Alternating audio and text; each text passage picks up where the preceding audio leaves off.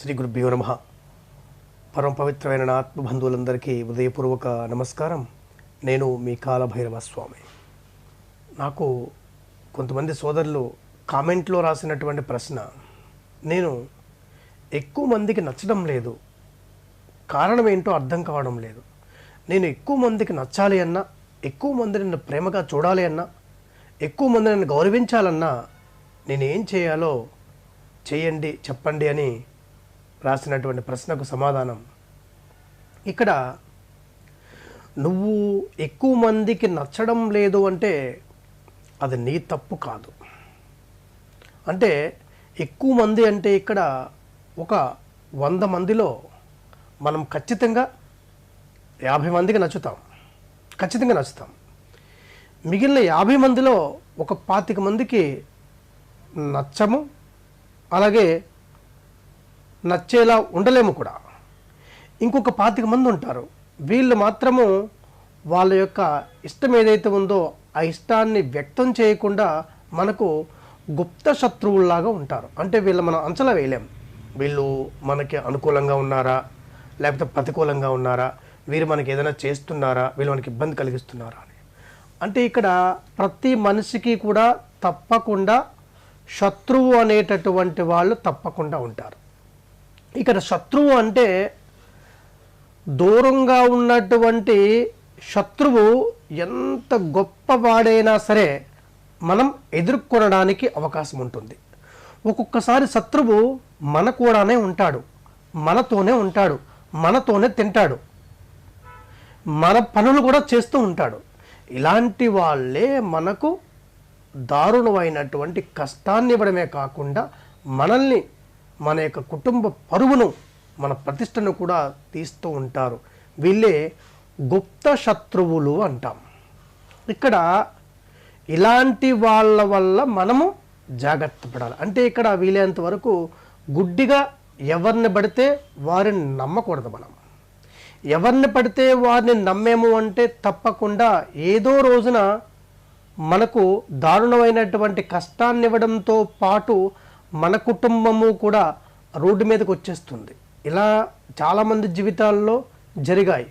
స్నేహితుడని సహాయం చేసినందుకు, లేకపోతే మా యొక్క బంధువర్గంలో ఒక వ్యక్తి అతని కష్టంలో ఉన్నాడు, అతను సహాయం చేసామన్నందుకు, లేకపోతే రకరకాలుగా సహకారాలు అందించి కూడా అనేక రకాల ఇబ్బందులు అనుభవించిన వాళ్ళు, కేసులు అనుభవిస్తున్న వాళ్ళు, అంటే వాళ్ళకి పాపం పుణ్యం తెలియదు, వాళ్ళు వాళ్ళ దగ్గర ఉన్నటువంటిది సహాయం చేశారు.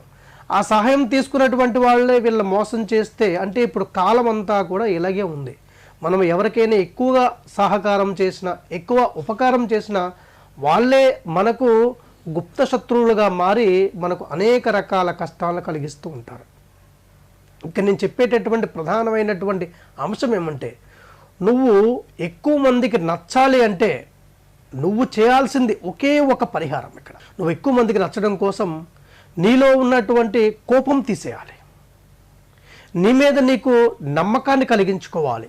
నేనేం చేసినా మంచి పనే చేస్తాను, నేనేం చేసినా భక్తితో చేస్తాను, నేనేం చేసినా విశ్వాసంతో చేస్తాను, నేనేం చేసినా నా బాగు కోసం, నా కుటుంబం బాగు కోసం, ఇతరుల బాగు కోసం చేస్తూ ఉంటానని నీ మీద నీకు ఎప్పుడైతే కాన్ఫిడెన్స్ వచ్చిందో అప్పుడు ఖచ్చితంగా నిన్ను అందరూ, అంటే ఒక 90% అయితే ఖచ్చితంగా నిన్ను ఇష్టపడతారు. 10% ఎలాగా ఉంటారు. ఆ 10% కూడా నచ్చేసేమో అంటే మనకి భూమి మీద ప్లేస్ లేదు, అయిపోయింది. అంటే మనం చేయాల్సినటువంటి మంచి పనైనా ఉండాలి, మనం చేయాల్సినటువంటి చెడ్డ పనైనా ఉండాలి. ఏదైనా పని ఉన్నప్పుడే మనం భూమి మీద ఈ యొక్క శరీరాన్ని ధరించి ఉంటాము. ఒకవేళ మన ఏ పని లేదనుకోండి, మన పని అంతా అయిపోయింది, జీరో, మంచి లేదు చెడు లేదు, మనం అప్పుడే ఈ శరీరాన్ని వదిలిపెట్టి మన యొక్క ఆత్మ మరొక గర్భంలోకి వెళ్ళిపోతుంది. దాన్నే అంత్యేష్టి అంటాము, అంతిమ సంస్కారం అంటాము, మరణము అని కూడా అంటూ ఉంటాము. ఇక్కడ శత్రువు ఉండాలి. శత్రువుకి మన యొక్క బలాన్ని, మన యొక్క శక్తిని, మన యొక్క సామర్థ్యాన్ని తెలియచేస్తూ నిరంతరము అతన్ని ఓడిస్తూ మనం గెలవడమే జీవితం యొక్క పరమార్థం. ఎప్పుడైతే ఇది అలవాటు చేసుకుంటామో ఖచ్చితంగా ఈ యొక్క జన్మకు సార్థకత వచ్చినట్లే. దీన్ని పాటించండి. అలాగే నేను చెప్పే పరిహారం ఏమంటే ఇక్కడ భైరవ మంత్రాలకు అత్యంత శక్తి ఉందని శాస్త్రాలు చెప్తూ ఉంటాయి. భైరవ మంత్రాలు చదివేటటువంటి వాళ్ళకి అశేషమైన జ్ఞానం ఉంటుంది, అలాగే శక్తి కూడా ఉంటుంది. అంటే వారు వీలైనంత వరకు నిస్వార్థంగా చేసేటటువంటి ఆ యొక్క పనుల వల్ల వారికి అలాగే ఇతరులకు కూడా అనేక రకాల మేలు జరుగుతుందని మనకు శాస్త్రాలు సాధకులు అందరూ చెప్తూ ఉంటారు. నేను ఒక భైరవ మంత్రం చెప్తాను. అందరూ 90% అనుకోండి, 100% అనుకోకండి. 90% మీకు అనుకూలంగా మారాలి అంటే అష్టభైరవ మంత్రం ఉంది. ఓం అసతంగ భైరవ, రురు భైరవ, చండ భైరవ, క్రోధ భైరవ, ఉన్మత్త భైరవ, కపాల భైరవ, భీషణ భైరవ, సంహార భైరవాయ మాం రక్ష రక్ష. ఈ అష్టభైరవ మంత్రము అంటే అష్టదిగ్బంధన మంత్రము. అష్టదిక్కుల నుంచి వచ్చేటటువంటి అష్ట కష్టాలను నిర్మూలించి శత్రువుల్ని పూర్తిగా ఓటమి చెందే చేసేటటువంటి శక్తివంతమైన మంత్రము. ఈ మంత్రం మీరు రోజు చదవండి. ముందుగా 90% మందికైతే మీరు ఖచ్చితంగా నచ్చుతారు. మీ వ్యాపారం బాగుంటుంది, మీరు చేసే ఉద్యోగం బాగుంటుంది, ఎక్కడికి వెళ్ళినా సరే మీ మొహం ఒక రకమైన ఆకర్షణ చెందుతుంది.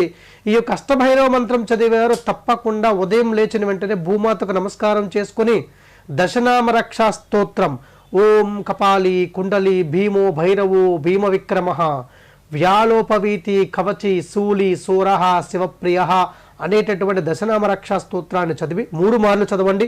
భూమాతకు నమస్కారం చేయండి. ఆ రోజంతా కూడా మీకు శుభం జరుగుతుంది.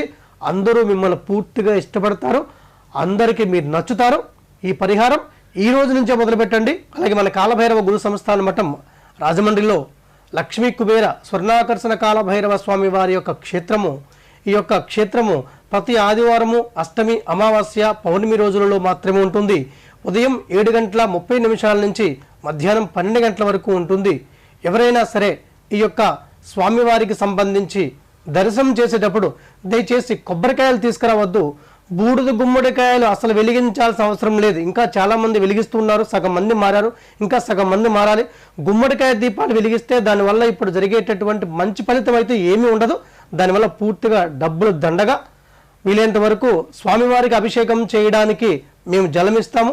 మీరు అభిషేకం చేయడానికి కూడా ఏమీ తీసుకోవాల్సిన అవసరం లేదు. అలాగే స్వామివారికి ఈ యొక్క ఆవు నెయ్యితో సిద్ధం చేసినటువంటి దీపాన్ని కూడా ఇస్తాము. ఆ దీపాహారతిని కూడా మీరే స్వయంగా లక్ష్మీమాతకు, కుబేరునికి, స్వర్ణాకర్షణ భైరవ స్వామి వారికి కూడా సమర్పించే అవకాశం ఇవ్వబడింది. అలాగే మీ అందరికీ కూడా నాణాలను, డబ్బులను ప్రసాదంగా ఇవ్వడం జరుగుతుంది. వాటిని ఒక పసుపు రంగు వస్త్రంలో కట్టి మీ ఇంట్లో ఉన్నటువంటి లవంగాలు ఒక 5 లవంగాలు, 5 యాలకులు తీసుకొని పసుపు రంగు గుడ్డలో కట్టి బీరువాలో భద్రపరచుకోవాలి.